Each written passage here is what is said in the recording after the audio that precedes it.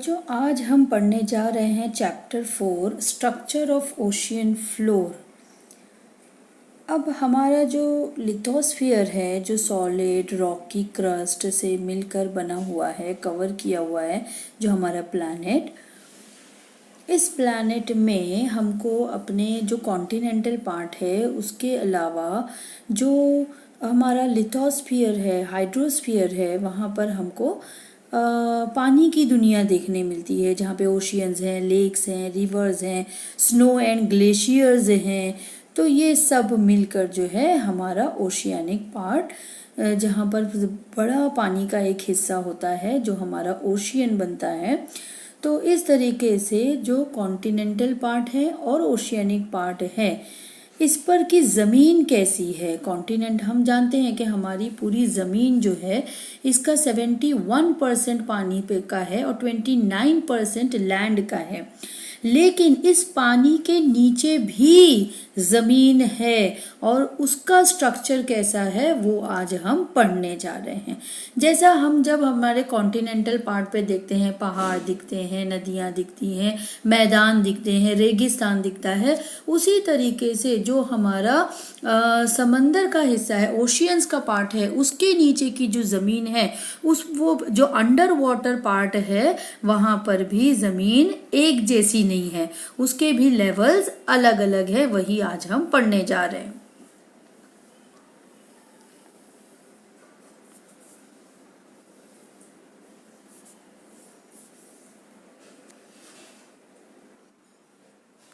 अब बच्चों ये जो हमारी लैंड है, हमारी जो ज़मीन है, ओशियानिक वाटर के नीचे बड़े बड़े जो समंदर हैं, तुमने अरेबियन सी के बारे में पढ़े होंगे, पैसिफिक ओशियन के बारे में पढ़े होंगे, Arabian ocean, Pacific ocean, Atlantic ocean. तो ये सब ओशियंस जो है ना, इसके समंदर के जो नीचे ज़मीन है, तो ये ज़मीन को हम कहते हैं ओशियन फ्लोर। क्या कहते हैं? ओशियन फ्लोर कहते हैं। अब ये जो ओशियन फ्लोर है, इसकी जो बनावट है ये एक जैसी नहीं है। इसकी जो बनावट है, the relief of ocean floor is not similar everywhere. The relief of ocean floor is decided upon by the depth from the sea floor and the shape of the land there.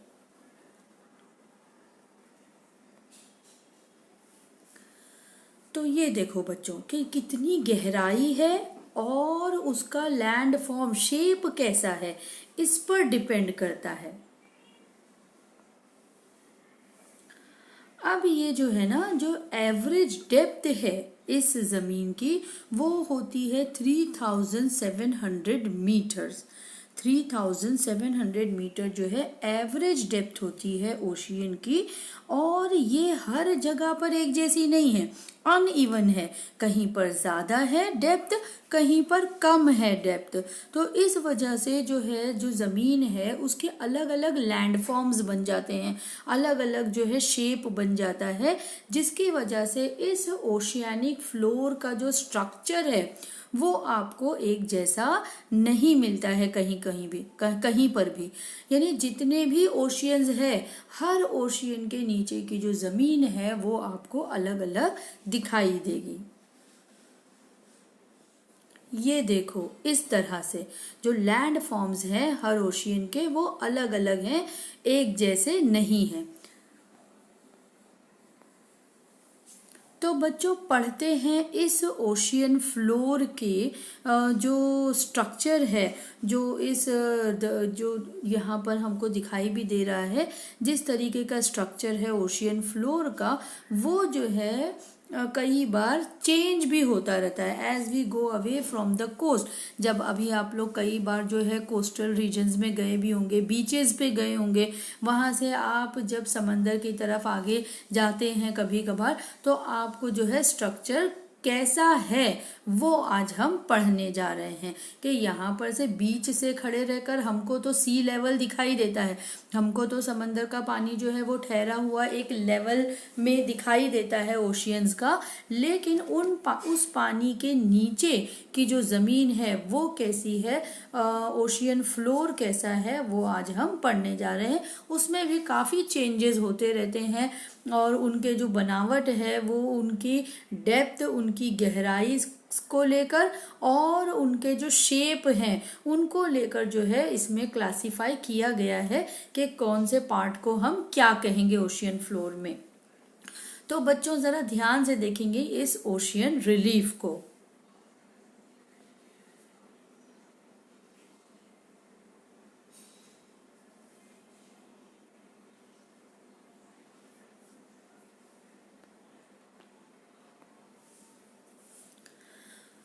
बच्चों जो सबसे पहला part शुरू होता है ocean relief में वो है कॉन्टिनेंटल शेल्फ। अब ये जो कॉन्टिनेंटल शेल्फ है ना, जहाँ पर आप बीच के नज़दीक जाते हैं जहाँ से पानी की शुरुआत होती है, तो वो ज़मीन से लेकर जहाँ पर से हमको सी लेवल दिखाई दे रहा है, तो जैसे जैसे ज़मीन थोड़ा सा नीचे होती जाती है तो उस पार्ट को कहते हैं continental shelf. The land near the coast, जो कोस्ट के नज़दीक है और पानी के अंदर है, कोस्टल एरिया से नज़दीक है और पानी के अंदर है, उस पार्ट को कहते हैं कॉन्टिनेंटल शेल्फ।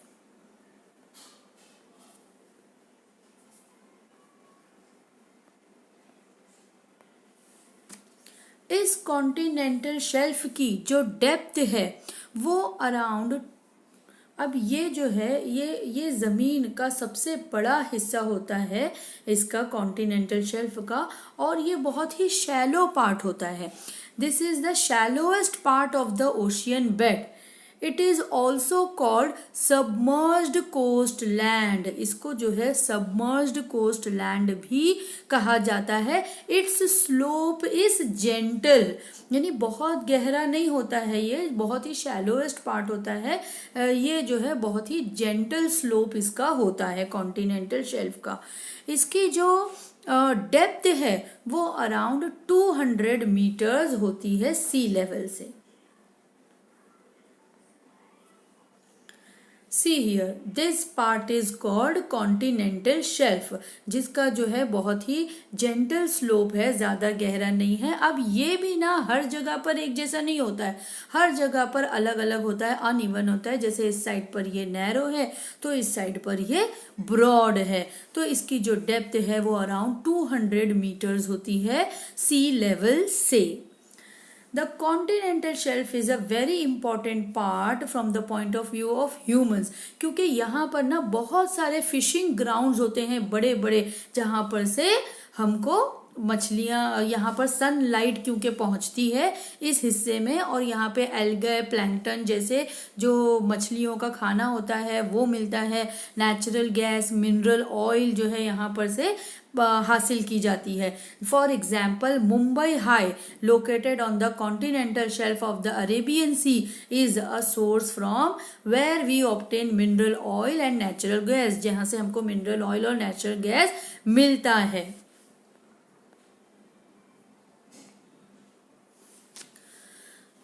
तो बच्चों ये था कॉन्टिनेंटल शेल्फ के बारे में। क्या पढ़े हमने इसके बारे में कि एक तो ये कोस्टल एरिया के बिल्कुल नज़दीक होता है, वो ज़मीन का हिस्सा जो कोस्ट से बिल्कुल नज़दीक है और पानी के अंदर है, उसे कहते हैं कॉन्टिनेंटल शेल्फ। ये जो है बहुत ही शैलोएस्ट पार्ट होता है, ये गहरा नहीं होता है, इसका स्लोप बहुत ही जेंटल होता है, इसलिए इसे सबमर्ज्ड कोस्ट लैंड भी कहते हैं। अब ये शेल्फ जो है ना, ये हर जगह पर एक जैसा नहीं होता है, कहीं पर नैरो होता है, कहीं पर ब्रॉड होता है। तो यह इसकी जो डेप्थ है वो बहुत बहुत करके 200 मीटर्स तक ही होती है फ्रॉम द सी लेवल। अब ये कॉन्टिनेंटल शेल्फ जो है ना, वो हम इंसानों के लिए बहुत ही इम्पोर्टेंट है, क्योंकि यहाँ पर मछलियाँ अपना खाना खाने के लिए आती है। अब मछलियों को यहाँ पर खाना क्यों मिलता है? क्योंकि देखो ये ज़्यादा गहरा नहीं है, इस वजह से सूरज की रोशनी आसानी से इस तक पहुंच जाती है और इसी वजह से यहाँ पर अलग अलग किस्म के जो झाड़ हैं जैसे कि अलगाए है, प्लैंकटन है, ये सब यहाँ पर ग्रो होते हैं और जो मछलियों का खाना बनता है। इसलिए बड़ी तादाद में मछलियाँ यहाँ पर आती हैं और इंसानों को मौका मिल जाता है फिशिंग का। तो फिशिंग ग्राउंड जो है बड़े पैमाने पर यहाँ पर हासिल होते हैं ह्यूमंस को। एक तो ये फायदा हो गया और दूसरा ये कि इसके जो बेड है वहाँ से नेचुरल गैस, मिनरल ऑयल, बहुत सारे अलग अलग मिनरल्स जो है वो हासिल होते हैं माइनिंग करके। कॉन्टिनेंटल शेल्फ में माइनिंग करके बहुत सारे मिनरल्स हासिल किए जाते हैं। फॉर एग्जाम्पल, इसकी एक एग्जाम्पल हमारे मुंबई की ही है, Mumbai High which is located on the continental shelf of the Arabian sea, जो हमारे अरेबियन सी से लगकर है। तो ये जो है हमारे यहाँ पर मुंबई में मिनरल ऑयल और नेचुरल गैस हासिल करने का सबसे बड़ा जरिया है। तो बच्चों ये पूरा पढ़ लिए हमने कॉन्टिनेंटल शेल्फ के बारे में। अब हम पढ़ते हैं कॉन्टिनेंटल स्लोप के बारे में। अब जहां पर आपका ये कॉन्टिनेंटल शेल्फ खत्म हो रहा है उसके बाद आपको एक गहरी लाइन दिखाई दे रही होगी जो नीचे की तरफ जा रही है, ये है हमारा continental slope.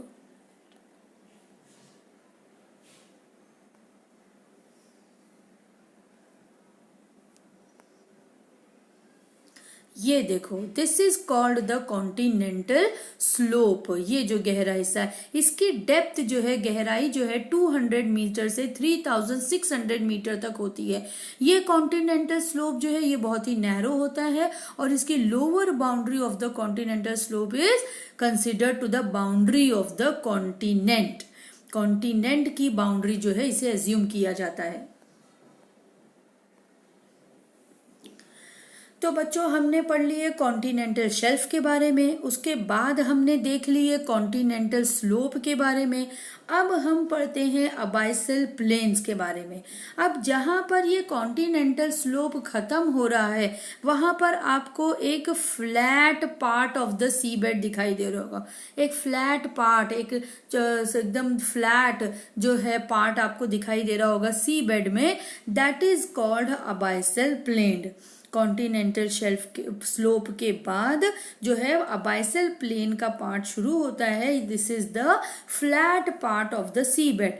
The abyssal plain consist of various submerged landform. अब इस अबाइसल प्लेन में ना बहुत सारे लैंडफॉर्म्स होते हैं, जैसे हिल्स होते हैं, छोटे छोटे प्लेट्यूज होते हैं, अलग अलग लैंडफॉर्म्स जो हम जमीन पर ऊपर देखते हैं। अपने हमारी जमीन पर भी ऊपर जो हम देखते हैं, जो कॉन्टिनेंटल पार्ट है उसमें जैसे पहाड़ हैं, मैदान है, ये हम देखते हैं ना, प्लेट्यूज हैं। बिल्कुल उसी तरीके से जब अबाइसल प्लेन वाला पार्ट आ जाता है तो यहाँ पर भी बहुत सारे हिल्स और प्लेट्यूज हमको देखने को मिलते हैं।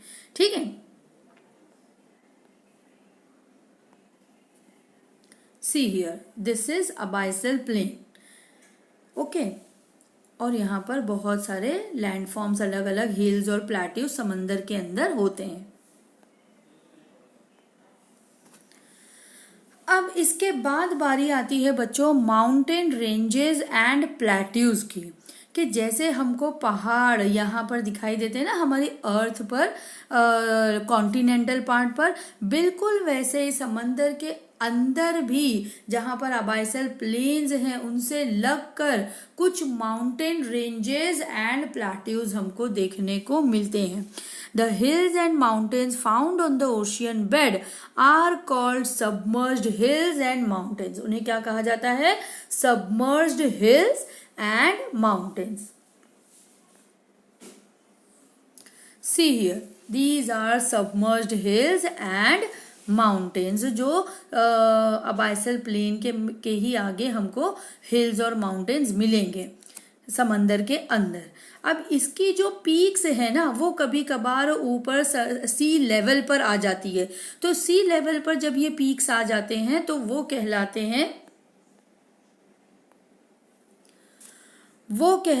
हैं मरीन आइलैंड्स। क्या कहलाते हैं? Marine island. सबमर्ज्ड हिल्स के जो पीक्स हैं जो सी लेवल के ऊपर आ जाते हैं वो कहलाते हैं मरीन आइलैंड्स, ये जो हिल्स है ना, ये हंड्रेड्स ऑफ किलोमीटर्स वाइड और थाउजेंड्स ऑफ किलोमीटर्स लॉन्ग होते हैं, बहुत बड़े होते हैं ये पहाड़ जो समंदर के अंदर हैं। लेकिन हमको क्या दिखाई दे रहा है सी लेवल पर? सिर्फ उसका ऊपर का हिस्सा दिखाई दे रहा है, जो हमारे लिए बन जाता है मरीन आइलैंड्स, जिसकी एक एग्जाम्पल जो है वो है Iceland in the Atlantic ocean. देखो दिखाई दे रहा है, सब ग्लेशियर्स भी दिखाई दे रहे होंगे आप लोगों को, आइसलैंड इन अटलांटिक ओशियन। और उसकी एक और एग्जाम्पल है Andaman and Nicobar in the bay of Bengal. Andaman and Nicobar islands in the bay of Bengal are the examples of marine islands. Okay, अब ये जो मरीन आइलैंड्स है ना बच्चों, ये फ्लैट और एक्सटेंसिव भी होते हैं, बहुत बड़े होते हैं ये। तो दे आर कॉल्ड ओशियानिक और सबमरीन प्लेट्यूज। उनको क्या कहा जाता है? Submarine plateaus.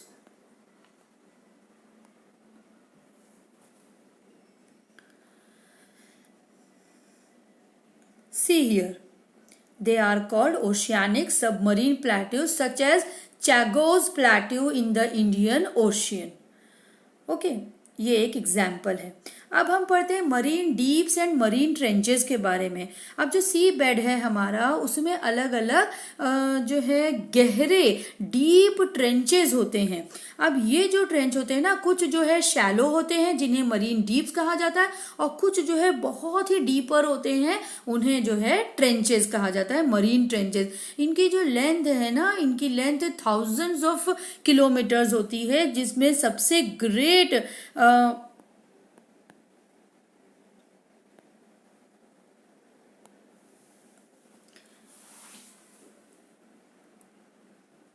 तो ये जो ट्रेंचेस है ना, ये थाउजेंड्स ऑफ मीटर्स डीप होते हैं फ्रॉम द सी लेवल।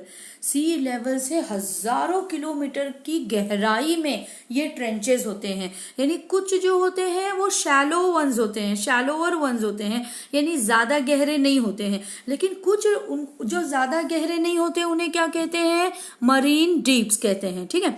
लेकिन जो बहुत ज्यादा गहरे होते हैं, thousands of kilometre from the sea level, तो उन्हें क्या कहते हैं? हाँ, मरीन ट्रेंचेस। तो जो सबसे deepest trench in the world है वो है Mariana trench. See here, Mariana trench Pacific ocean में जो मैरियाना ट्रेंच है, जिसकी डेप्थ अराउंड 11,034 मीटर्स।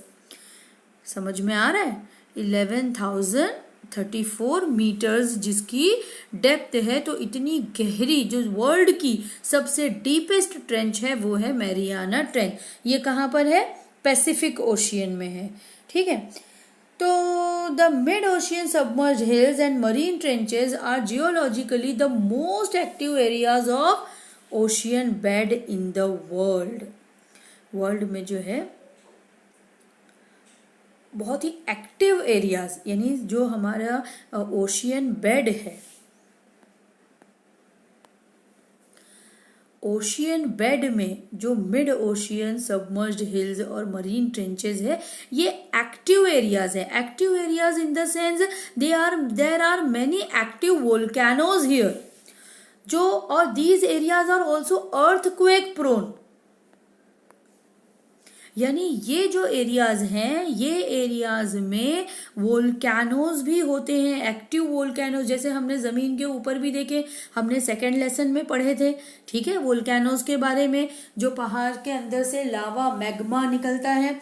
तो बिल्कुल वैसा ही ये जो है समंदर के अंदर, ओशियंस के अंदर जो बेड है, ओशियन बेड, वहां से भी एक्टिव वोल्केनोज मौजूद होते हैं वहां पर भी। और ये ज्यादातर करके मरीन डीप्स और मरीन ट्रेंचेस में ही होते हैं। जो सबमर्ज हिल्स और मरीन ट्रेंचेस है, वहीं का एरिया जो है ज्यादा एक्टिव होता है, एक्टिव एरिया माना जाता है, क्योंकि वहीं पर वोल्केनोज होते हैं और वहीं पर अर्थक्वेक का प्रोन, यानी कि जहां से अर्थक्वेक की जमीन की जहां से शुरुआत होती है, तो वो भी जो है यहीं पर पाया जाता है। तो अब जब समंदर के अंदर बच्चों जब अर्थक्वेक होता है ना, तो that earthquake results for tsunami. Tsunami आप लोगों ने पढ़े हैं, ये नाम पहले भी आप लोगों को पता है, और आप लोगों ने तो, अब हम बम्बई में रहते हैं, हमको पता भी है कि सुनामी की वजह से कैसी तबाही मची थी।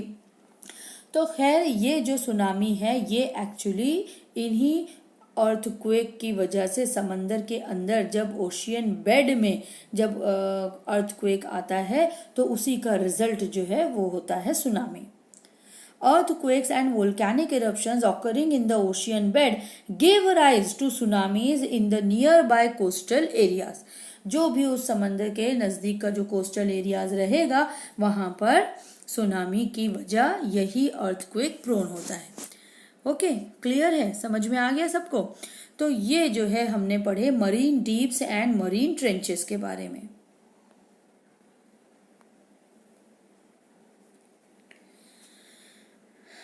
ये बताई मैंने आप लोगों को कि सुनामी इसी की वजह से होती है। अब बच्चों हमको पढ़ना है मरीन डिपोजिशन के बारे में।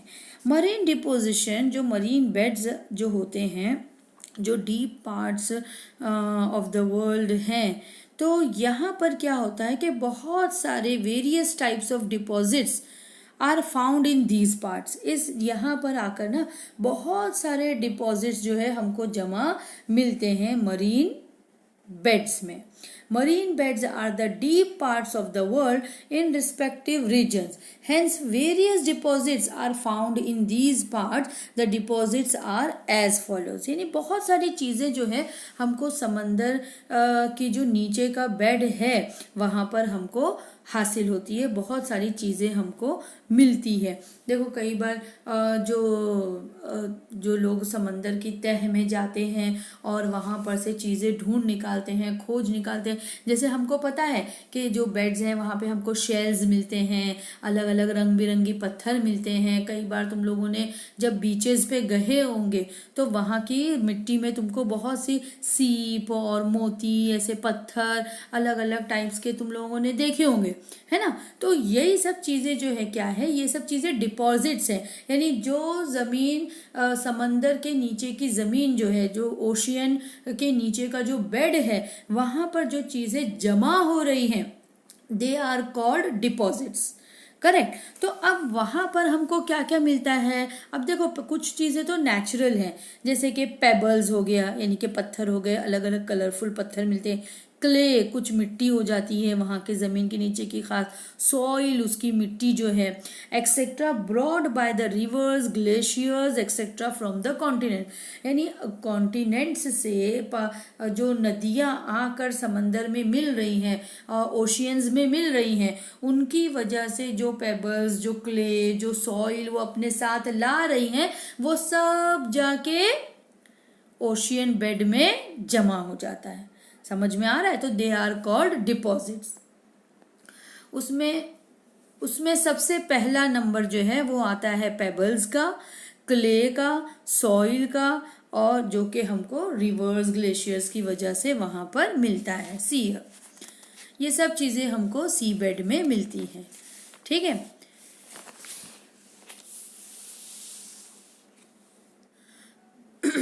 अब ये जो है ना बच्चों, 30% ऑफ द डिपॉजिट्स जो होते हैं जो कॉन्टिनेंटल शेल्फ में होते हैं, they are called marine deposits. ये क्या होते हैं? Marine deposits. ठीक है। लेकिन अब हमने देखे ना कि समंदर के अंदर जो है, जहाँ पर मरीन डीप्स और मरीन ट्रेंचेस है, जो कि जहाँ पर एक्टिव वोल्केनोज होते हैं, तो अब वोल्केनोज की वजह से तो लावा निकलेगा। करेक्ट। अब लावा जब निकलता है और एशेज इरप्ट होते हैं, तो वो वोल्केनिक इरप्शन की वजह से बहुत सारे उसके अंदर की चीज जो है वो बाहर आ जाती है जमीन के अंदर के जो फाइन सॉइल पार्टिकल्स होते हैं, वो जो है उस मैग्मा के साथ, उस लावा के साथ बाहर आ जाते हैं, और वो बाहर आकर जमा हो जाते हैं ऑन अ लार्ज स्केल। तो remains of marine plants and animals are mixed in this deposit. उस डिपॉजिट में जो हमारे समंदर के अंदर जो प्लांट्स हैं और जो एनिमल्स हैं, फिशेज वगैरह हैं, तो वो सब, अब जब वो भी तो मरते होंगे तो ज़मीन के अंदर ही वहीं पर रहते होंगे ना, तो वो सब डिपॉजिट्स जो है उसमें मिक्स हो जाता है। ये जो मिक्सचर्स है, this mixture is made up of fine particles. ये जो मिक्सचर होता है, इस मिक्सचर का एक फाइन पार्टिकल, एक फाइन क्ले बन जाता है, एक अलग ही किस्म की मिट्टी बन जाती है, करेक्ट। तो these are called marine ooze, उसको क्या कहा जाता है, मरीन ओजेस। समझ में आया। तो ये जो मरीन डिपॉजिट्स हैं हमारे पास, जैसे पेबल्स हो गए, क्ले हो गया, सॉइल हो गया, ये सब हमको कॉन्टिनेंटल शेल्फ में मिलता है।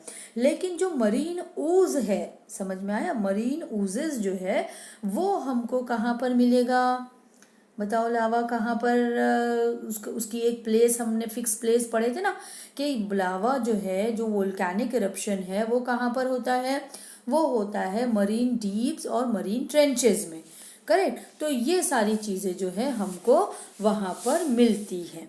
तो इस तरीके से जो हमको अगर मरीन लाइफ जो ओशियंस के अंदर है, उसमें अवेलेबल मिनरल्स जो हैं और ओशियन बेड्स में जो भी डिपॉजिट्स हैं, ये सब हमारे लिए बहुत इम्पोर्टेंट है ये जानने के लिए कि इस ज़मीन के अंदर कौन कौन से मिनरल्स हैं, क्या क्या मरीन लाइफ यहाँ पर है, ये सब जानने के लिए वो डिपॉजिट्स हमारे लिए मोस्ट इम्पॉर्टेंट है।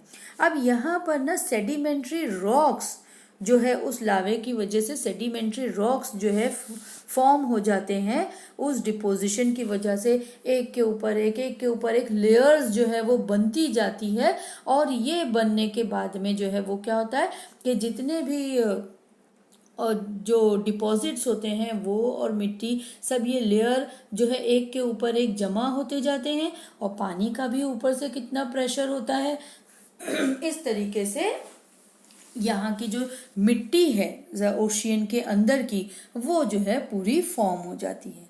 समझ में आया।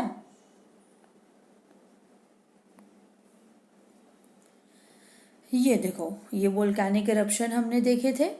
तो इस तरह से यहाँ पर डिपॉजिट्स जमा हो जाते हैं लावा के, फाइन सॉइल पार्टिकल्स जो है यहाँ पे जमा हो जाते हैं, और ये सब में जो हमारी मरीन लाइफ है, जो मिनरल्स हैं और जो एनिमल्स हैं यहाँ के, ये सब इसमें जमा हो जाते हैं और इनकी लेयर्स जो है बनते जाती है। This is around 30%। These are called marine oozees, इसी को जो है मरीन oozees कहा जाता है। अब ये सब जानने के लिए ना कि यहाँ की लाइफ कैसी है, कौन से एनिमल्स हैं, मिट्टी कैसी है, मिनरल्स कौन से हैं, ये सब के लिए ये डिपॉजिट्स बहुत इम्पोर्टेंट होते हैं, क्योंकि उनकी ही जांच पड़ताल से हमको ये सारी बातें मालूम पड़ती हैं।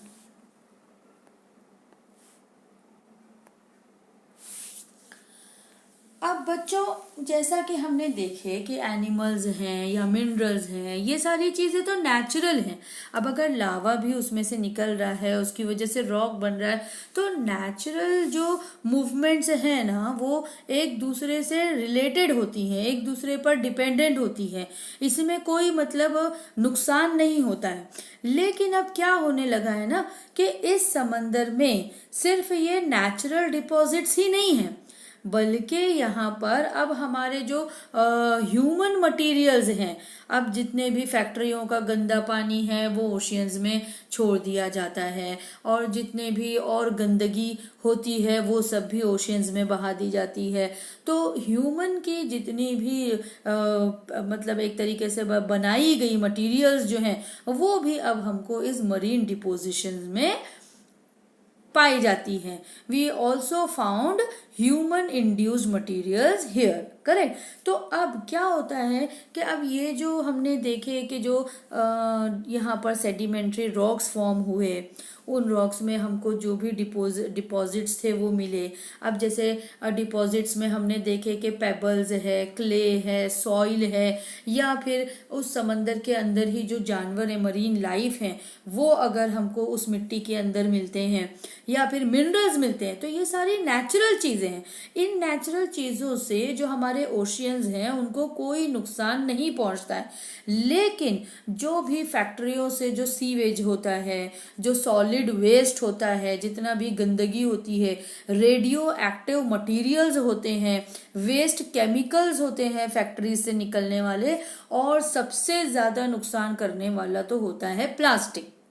तो ये सारी चीज़ें जो इंसान की बनाई हुई हैं, ये सारा वेस्ट भी समंदरों में बहा दिया जाता है। और ये सारी चीज़ें भी जाके जो है हमारे ओशियानिक बेड में डिपॉजिट्स बन जाती हैं।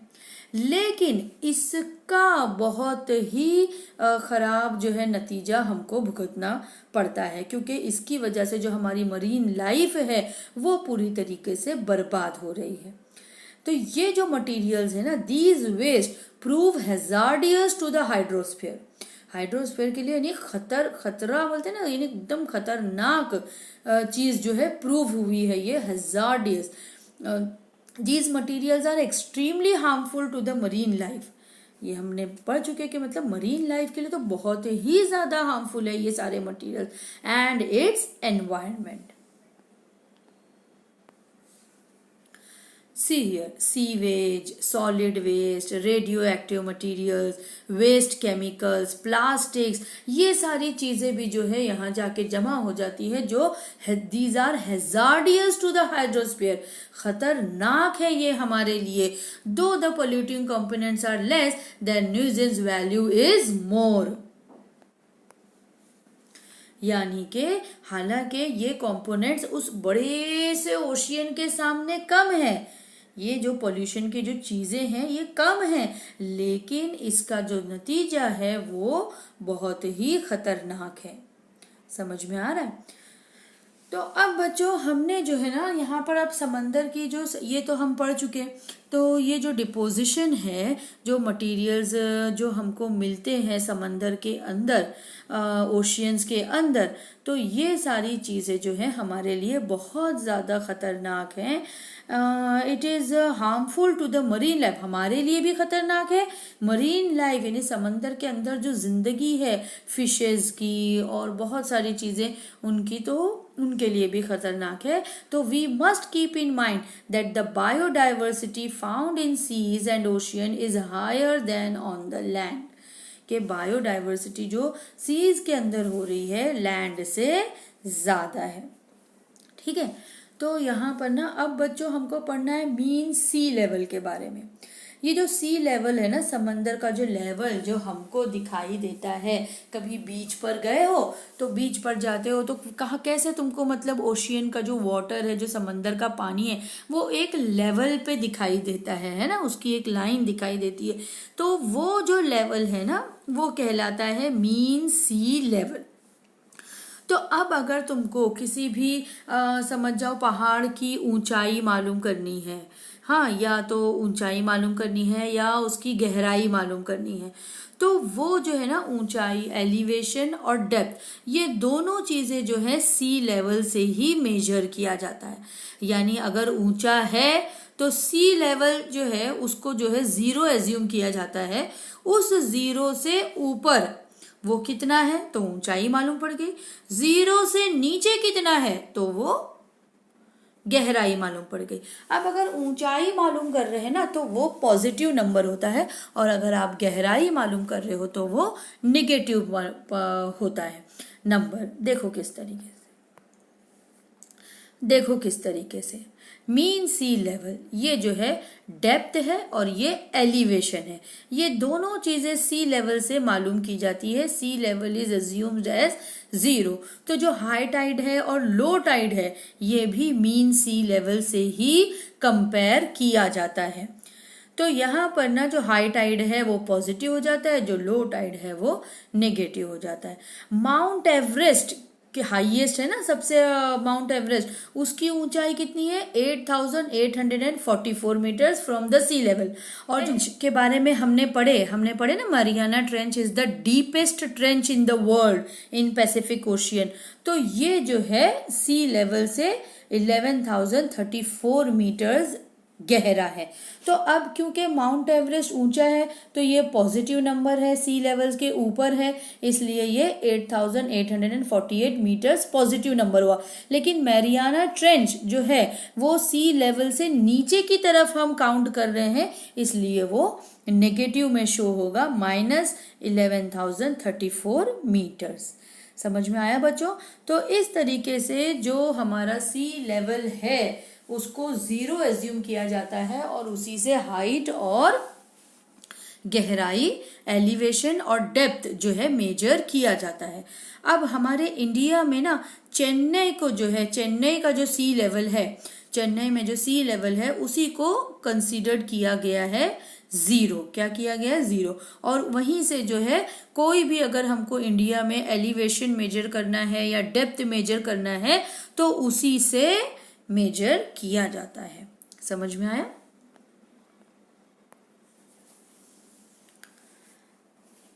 ये देखो, चेन्नई में जो सी लेवल है उसी को जीरो एज्यूम किया जाता है, उसी से सारे डेप्थ और एलिवेशन मेजर की जाती है। अंडरस्टूड बच्चों? अभी देखो, ये एक एक्टिविटी आप लोगों की बुक में दी गई है जिसमें आपको एक मैप दिया गया है और उस मैप से रिलेटेड कुछ क्वेश्चंस आपको पूछे गए हैं जिनके आंसर करना है। ये मैं इसलिए करवा रही हूँ ताकि स्कूल में भी कभी अगर आए और पूछा जाए तो आप लोग ये कर सको, क्योंकि ज्योग्राफी में अक्सर मैप क्वेश्चंस आते हैं। तो यहाँ पर फर्स्ट क्वेश्चन है, look at this map of the ocean floor and identify the ocean. ठीक है, कौन सा ओशियन है? Indian ocean. फिर दिया है, can you identify and name the submerged landforms shown in the diagram. तो एक तो यहाँ पर हमको मिड ओशियन दिया गया है, mid ocean ridge which shows up as islands, for example Madagascar. Madagascar जो है आइलैंड, मैंने बता चुकी आप लोगों को, वो यहाँ पर दिया गया है। फिर दिया है, which region would be ideal for fishing and why. So answer is Madagascar island with a narrow continental shelf, the meeting place of warm and cold currents is ideal for fishing. ठीक है,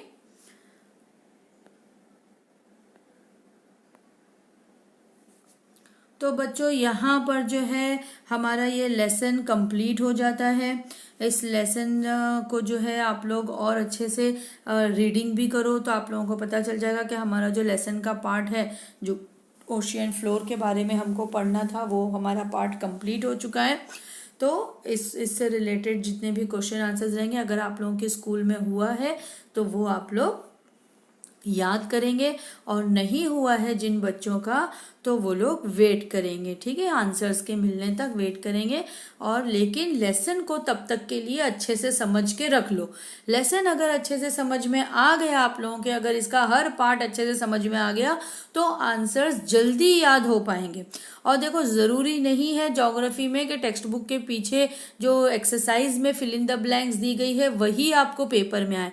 आपको lesson के बीच से भी कोई भी fill in the blanks आ सकती है, या ट्रू फॉल्स के फॉर्म में आ सकता है, और या फिर ये जैसे मैप वगैरह के क्वेश्चंस मैं करवा रही हूँ वो आ सकता है। तो इसलिए आप लोग जो है थोड़ा लेसन को समझने पर ध्यान देंगे। इसीलिए आप लोगों को ये वीडियोस प्रोवाइड किए जा रहे हैं कि ताकि आप लोग लेसन की रीडिंग भी करो और लेसन को अच्छे से समझो, इसको पढ़ो। ठीक है, चलो, अल्लाह हाफिज़, बाय।